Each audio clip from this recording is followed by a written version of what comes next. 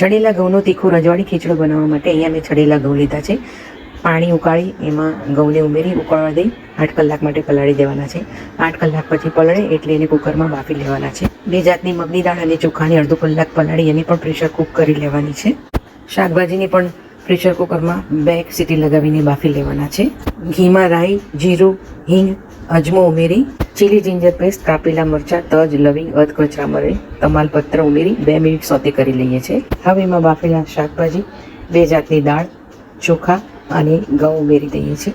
શાકભાજી બાફેલા એ પાણી વધેલું એ ઉમેરી તળેલા ડ્રાય ફ્રૂટ્સ અને મસાલા ઉમેરી એને 10 મિનિટ માટે ચડવી લઈએ છીએ.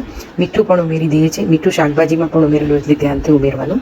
10 મિનિટ ધીરા તાપે એને ચડવા દઈએ છીએ. ઘીને ગરમ કરી એમાં લસણ, ડુંગળી, મીઠા લીમડાના પાન આપણે આગળ વઘાર કરેલો એટલે આમાં રાઈ જીરું નથી ઉમેરતા. સર્વ કરેલા ખીચડામાં ઉમેરી અને છાશ પાપડ સાથે સર્વ કરીએ છીએ. Please like, share, subscribe, follow my Deepak 22. Thank you. Enjoy.